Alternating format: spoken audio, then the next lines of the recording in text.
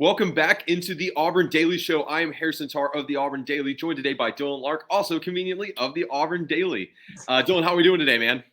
I'm doing good. I woke up about an hour and a half ago, and I'm ready to talk about some Auburn basketball. Dylan's been sleeping on the job over here. Not actually. He's gotten some good rest. I know that we've been putting each other to work the past week. It's been very busy between football and basketball. And today, Dylan, we get the opportunity to just talk hoops. And we've not had this opportunity in a while. I'm very excited about it to be able to just sit down and talk Auburn basketball, coming off the heels of it's I shouldn't say big win, but like an important win over Ole Miss on the road, 82-73 in Auburn's favor. And I wanted us to break down from a fundamental standpoint, I guess, for lack of a better term. An article is written on the Auburn Daily by Jeremy Roebuck. Takeaways from Auburn basketball's 82-73 win versus Ole Miss. We'll link that in the description, I'm sure. I trust that Dylan has that on lock. But I thought Jeremy brought up some good points. And I was curious before we jump into it, Dylan, where you want to start here, because I think there's three big storylines that we talked about before we jumped on air. And I think there's a couple other storylines we'll probably want to touch base on when we go to wrap this thing up. So floor is yours, Mr. Larck. Yeah, I think we can just start off chronologically how it is in the article. If you look at Auburn, they look way more confident as a team. Looking at last night, they shot 49% from the field, which is pretty good. That half of your shots are going in the bucket.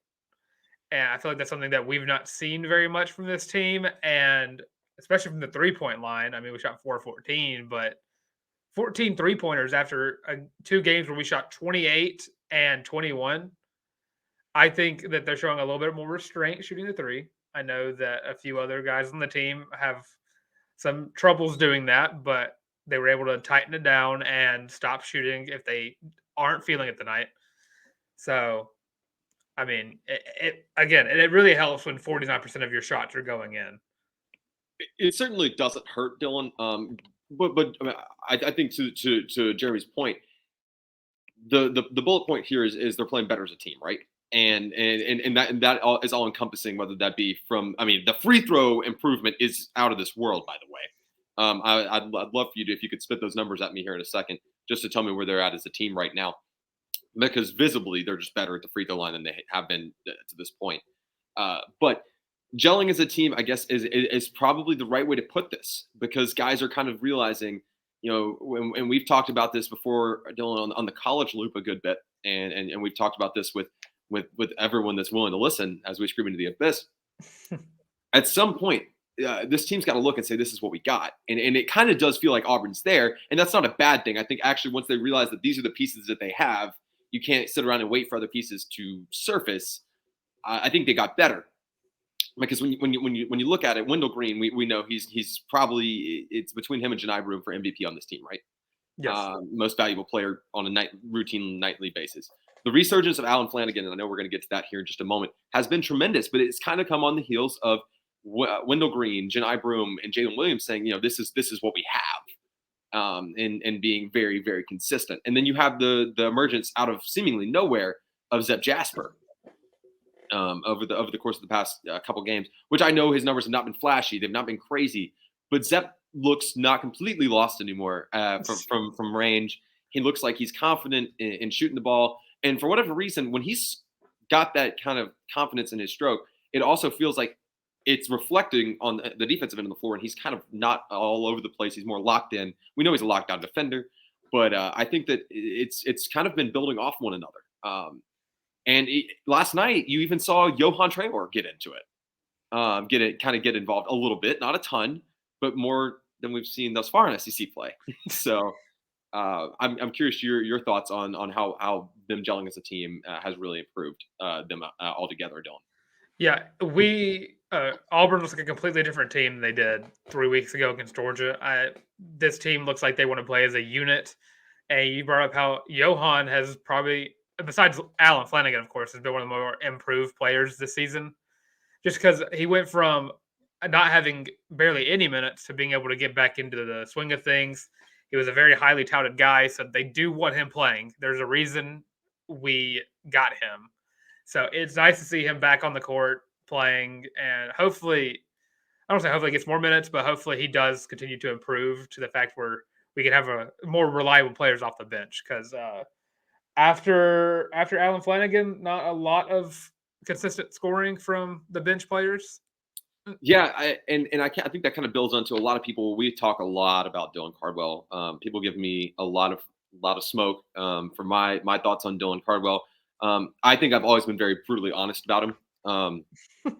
His presence last night, he decided he could fly, which was remarkable. And if that dunk was if that would have been in the jungle, the roof would have gone off the place. But Dylan's pretty much beyond Flanigan has been the source of points off the bench, because when you talk about it all the time, you say this routinely: put KD Johnson in a straitjacket. I will mention this, and this popped up on my Twitter thread last night. I'm not entirely sure who said it. The layup that he had, the pretty much semi-contested but widely open layup that he had late in the second half, might have been the most tremendous bucket he's had in a while, because oh my God, does the guy need to see the ball go to the hoop. Looking at KD's stats from last night, he only shot 6 times, and he made 2 of them. Neither one but he only shot 1 3, which I think is probably his season low. I don't have those stats in front of me. I kind of want to go see him, but I mean, I think it was last week against South Carolina. Was it South Carolina we played like? No, it was. Oh, crap! Who did we play last? Last week, Georgia. Georgia. Was it Georgia? Yeah, Georgia was last Wednesday. I'm trying to remember. There was a game where he shot he had 4 shots from the 3, and he didn't make a single one of them. And so it's nice to see him kind of slow his roll a little bit. KD is going to be those kind of guys that are going to mostly score from layups and attempted dunks. He's like a Russell Westbrook-esque type player. You don't want him really shooting from beyond the arch, but if he can drive in, you'll know he'll get those foul calls and he can get those circus shots really commonly. Yeah, frequently, more so than not. He's just there's some kind of funk that KD's been in since kind of the beginning of this year, and you keep waiting for him to shake it off. And I think the rest of the guys on the team are kind of at the point where it's like, we got to play our game. If KD shakes it off, great, but we got to play our game. And to that point, if you look at the box from last night, dude, I mean, there's no secret. Wendell Green Jr., 23 points. Johni Broome, 19 points. Alan Flanigan, 15. And, of course, Jalen Williams with 12. I mean, there's 3 of those 4 guys have been night in, night out, your scores. Let's transition for a second here and talk about that 4th guy. Let's talk about Alan Flanigan. And after Flan, I know that you have something to share with everyone else, I'm sure. But Alan Flanigan's resurgence in the past 3 games, 3 straight games of double-digit scoring. Dylan, how big is this? And I don't know if we're ready to say that Alan Flanigan's back. I don't think I'm ready to be there yet. But how big is this if Auburn wants to continue to contend? It's huge. I mean, I think outside of Wendell Green, when they're playing consistently, Alan Flanigan is probably Auburn's second best 3-point shooter.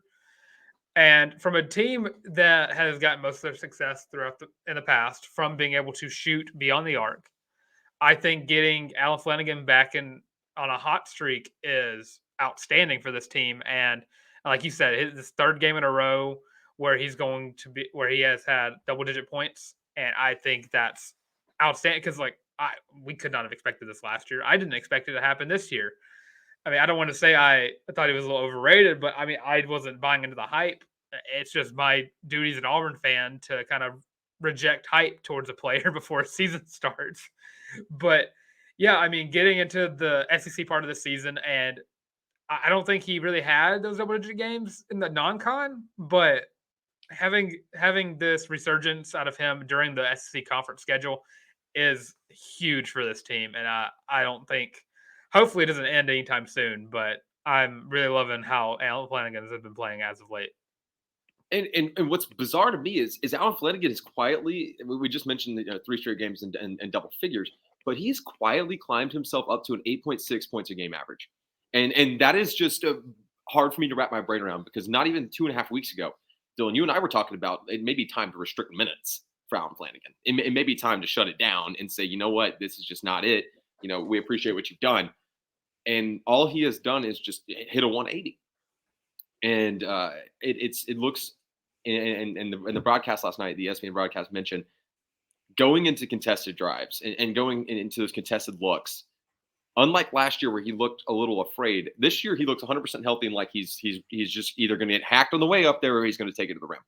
And that's huge for Auburn going forward because you got a rough slate ahead of you. And with that being said, Dylan, Auburn's got a long slate of games ahead of them. There's a lot of key players. We're going to talk more about Wendell Green, Johni Broome on the other side of this here in just a second. But what you can use to keep an eye on these folks, Dylan. Do you know? I believe Prize Picks. One could say that the best option is Prize Picks, and I'm gonna try an ad read for the first time ever. Dylan, is that okay? We're gonna try it. Yeah, go for it. We'll see how this goes. Dylan's gonna give me a grade at the end of this. We're talking about our friends over at Prize Picks. Prize Picks is a free app that allows you to choose any 2, 3, 4, 5, or 6 players from any sport in your wagers. Predict the over/under for the next game and win big prizes if they do well. They have flex options where you can still get paid on winning only 3 of 5 or 2 of 3. And you can have multiple sports in the same parlay. Best of all, use promo code Auburn, that's AUBURN, to receive double on your first deposit up to $100. That's promo code AUBURN, Auburn, for double your first deposit. So that's the good word from our friends over at Prize Picks. How to do, Dylan? Let's go from 1 to 10. I'll give it like an A as in AUBURN, where you for the promo code to double your first. Exactly. That's right. I gotta give you for the Freeze app. Yeah, I know. Listen, a lot of Hugh Freeze going on here as of lately. It's kind of running my mind. Are there any lines that you like a lot, Dylan? Namely, would you take Alan Flanigan over on Saturday against Mississippi State? You know what? I like his trajectory he's got going on. Yeah, I like Alan Flanigan double-digit points again. Or give me a Johni Broome double-double. Yeah, it seems like he's a machine now. Actually, great segue. I'm going to let you kind of open the floor for Johni Broome if you're willing to talk about. I know you love you some Johni. So I do love Johni Broome because he's playing a lot like another guy I used to love on this team, Simeon Bowers, who before everyone was watching Bryce Brown and Jared Harper just light it up from the 3. Simeon Bowers was Auburn's entire team for a good minute, and whenever I was just a little baby Auburn basketball fan, Simeon Bowers gave me a lot of happiness and joy, even when Auburn basketball was not all that great. But yeah, 4 double-doubles in a row for Johni Broome. And last night he had 19 points and 11 rebounds. I mean, he even threw in some assists in there. Maybe he can run the court as well as Wendell Green. But people are saying he's actually our center guard. Point center, actually. But yeah, it's just outstanding performance for Johni Broome. This is something we're expecting to see night in and night out. I can't remember the last time I've sat down and been like, yeah, Johni Broome didn't really play up to par. I don't know if I've ever experienced it. Probably USC. Well, the entire team had a bad night that night. So I'm just him. Just where I can just point him out of everybody else. There's not a game where I can because I'm like, oh well, no one's playing well. But I think the key to Auburn right now is if Johni Broome is playing well, Auburn's going to be playing well. And I mean, I don't remember the last time Auburn had a very explosive big man right there at the 5. Right. Me either. My memory doesn't extend back to last year. To your point about Johni, just to build off that before we go talk about Icy Win, Logo Win, Wendell Jr., whatever you want, WGJ, whatever you call him. The importance of Johni Broome cannot be overstated in this league.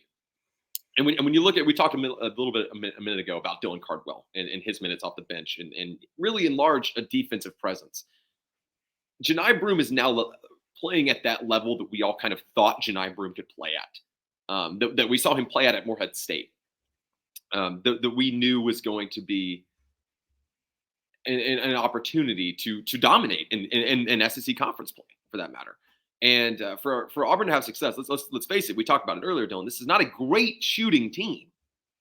They're going to have to get in low. They're going to have to feed Johni. And I thought that out of everybody on the court, Johni was the quickest to pick up on how to pick apart that 1-3-1. Now, granted, I'm sure you practice it going into a game against any Kermit Davis team, which this is probably the last year you have to prep for something like that. Another story for another time, right? But I thought that out of all of the members of the Auburn team, I thought he looked the most prepared to pick apart that 1-3-1. Now, granted, big man gets to hang out by the bucket, but his ability to cut and make people just kind of like not realize where he is on the floor, despite his ginormous stature, is truly remarkable. And I thought he did a great job last night, really taking care of business in Oxford on that front, as did Wendell Green Jr. Stat line for Wendell Green Jr. before I cut you loose here, Dylan. I know that you're excited about this one. 23 points, 3 steals, 7 assists, 5 rebounds, 32 minutes played, 5 for 15 from the field, 2 of 5 from 3, and he only turned the ball over twice last night, which is a great stat line for Wendell. I mean, you just talk about just turnovers in general. It was a great stat for the entire team, only having 10. Which, I mean, we're not far along from when Auburn was having 20, 15 plus turnover nights. But yeah, Wendell Green having only 2 turnovers is amazing. And especially when he had 23 points, shooting 11 of 11 from the free throw line. I know you mentioned it earlier, just he gets to the free throw line more than anybody in the SEC. And I think that's huge. I mean, Auburn was not shooting well from the free throw line a few weeks ago. And I got to keep saying a few weeks ago because the amount of improvement this Auburn team has seen in the past 3 weeks has been outstanding. And it's all because of Wendell Green. I mean, I know Johni Broome is that dude. He is him because he double Johni Broome. Hemi Neutron, you might say. But the guy getting him the ball the majority of the time is Wendell Green. A great point guard needs a great center, and these two are one of the best duos in the SEC right now. And I know we talked about like having a 7 assists. I mean, I'd like to see the stat line of how many of those are to Johni Broome because their pick and roll that they have going on is outstanding. It's saucy. I can say that about anybody on the team with Johni Broome because all you gotta do is just call an ISO, then call a screen, and then who's going to cover Johni Broome? Not me. So, well, of course, things Wendell's doing better this year than last year, and better from the beginning of this season. First off, so shot selection is light years better. It's night and day. I know that you want him taking shots. Sometimes I really don't mind a logo win every now and again. Sometimes you got to find out. I get it. I mean, I do it in pickup all the time. So who am I to tell him he's wrong? No, but I think his shot selection's much improved. Limiting turnovers and large, but I mean, he's not gotten help on screens at some times this year, which is not all his fault. There's been lots of offensive lapses, and a lot of times he's just trying to make a play on offense, and sometimes that happens, especially when nobody else on the floor wants to score. I think vocally he's been a vocal court general more so than last year. He definitely was last year, but this is his team. There's no Jabari Smith's not walking back on that court. Walker Kessler's not walking back on that court. This is his team, and I think that really the identity is follow Wendell's lead. Not that I don't necessarily think Wendell's the best player talent-wise. I think it's probably still Johni Broome, and I think you'd probably agree on the floor right now. But I think that his vocal leadership abilities and the fact that he plays the one, that has a lot to do with it. But have really improved from last year, and that's a giant step in the right direction for Auburn. In terms of the bigger picture, Dylan, I'm just curious to get your thoughts here. I think we were talking that Auburn could contend in the SEC before the season started, and then once the season kind of got off, we were like, okay, Auburn's probably going to be like top 5 in the SEC, maybe if they fight well. I'm starting to think, you got to throw out that loss to Georgia. It's going to count on the SEC record. There's nothing you can do about it. But I am starting to think that top 4, top 3 feels plausible. You took down Arkansas, which is big. You still got to take down. You still got to tango with Bama and Tennessee twice each. Unfortunately for Auburn, just not a good draw. And then I think we all kind of agree Kentucky is lost right now. So and people are watching this podcast because they came to watch Kentucky. So I'm glad I said it finally. But I'm curious to hear your thoughts. I think that I don't think Auburn's out of it yet. I don't think you're wrong at all. I think that if Auburn, we talked about it a little bit last night during the game. We weren't having the best of times in the first half. I think the thing that's struggling the most with this team that could prevent Auburn from being a real contender in the SEC is the fact that they don't know how to put away their opponents. they don't know how to out talent the teams that they're playing. I mean, we only beat Ole Miss by 9 points last night. It should have been 10, but yeah. But I mean, Ole Miss is, according to, I know it's early in the season, but they're the 14th team in the SEC. And if you don't know how many teams are in the SEC, it's 14. And with Auburn being as talented and as I'm gonna say hyped up as they are, Auburn should be putting away teams like Georgia and Ole Miss. And I know you said that Georgia score is probably going to be still going to count towards the SEC record, and maybe Auburn shown outstanding improvement since that Georgia game. But the fact of the matter is, this team still has those moments in their game where the offense is just not there, and some of that could be whenever Johni or Wendell are not on the court. But that's just what Auburn needs to find. I mean, Alan Flanigan has stepped up, but who else is going to step up to get Auburn contending for the SEC? I mean, top 4 is fine, but can we beat Arkansas again? Because our next time we play Arkansas, is it in Fayetteville? Don't have to play them twice this year. That's a good part of the scheduling. If you face Arkansas this year, it'll be in the SEC tournament, which is 100% in Auburn's favor. But yeah, I mean, this team still has glimpses of Auburn in the earlier part of the season where the offense is just not there. So, and the defense can step up, and the defense does step up.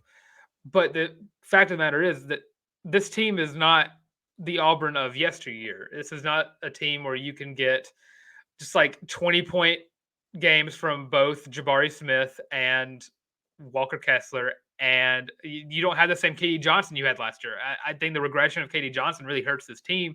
Because like after Wendell Green, after Alan Flanigan, who's your scoring option from the backcourt? I mean, you can't trust Zep Jasper. Zep Jasper's been shooting better. I'll give him that, but he does shoot around 2 shots a game. And Trey Donaldson's cooled off a little bit. Yeah, Trey Donaldson his microwave has been unplugged.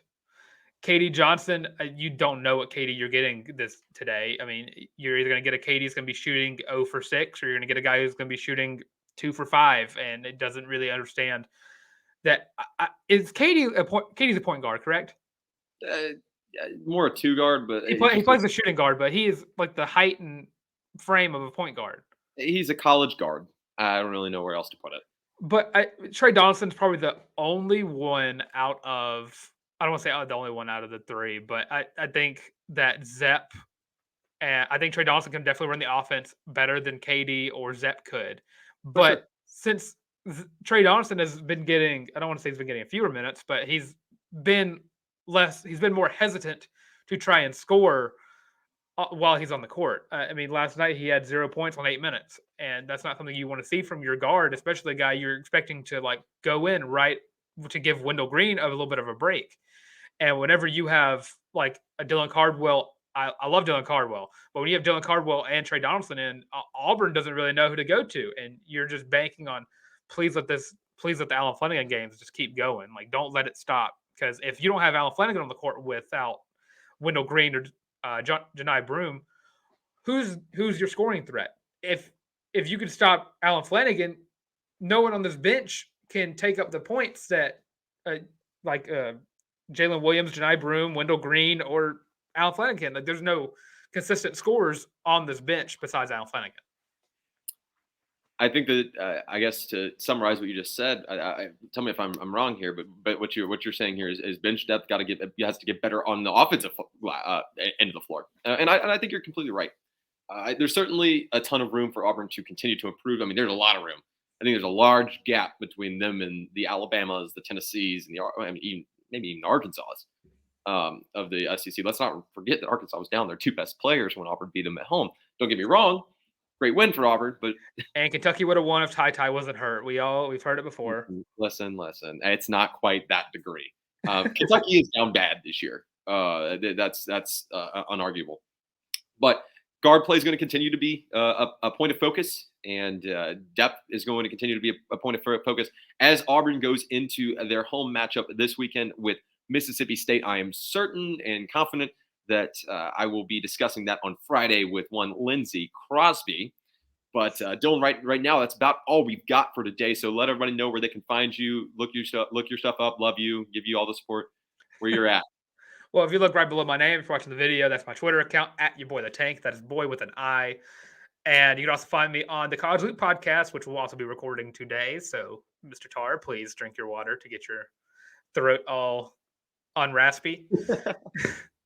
And I mean, follow me at the College Loop on Twitter as well. You can get my very funny sense of humor that you'll see on my Twitter accounts. And the College Loop is everywhere: Facebook, Instagram, TikTok, YouTube, and Twitter. So yeah, just follow me on all those places. Dylan will be the first one to tell you about how funny he is. I am Harrison Tarr of the Auburn Daily, our women's basketball and softball lead writer for both of those. So that's a lot of fun. Be catching my byline at the Auburn Daily a lot this year. You can check out my prior work and Tarr's takes on the auburndaily.com. My Twitter handle is at by Harrison Tarr. And like Dylan said, anything that has to do with the College Loop, I don't know which way. I think this way. Here we go. Like Dylan said, anything that has the College Loop handle attached to it, I either begged Dylan to make it for us or I did it as well. So you can check us out there, and we certainly appreciate that. We'll be recording this evening, talking more hoops, talking women's gymnastics, and talking some more freeze warnings in Auburn, Alabama. So thank you guys so much for listening to the Auburn Daily Show. We will see you same place, same time tomorrow. Have a great rest of your Wednesday.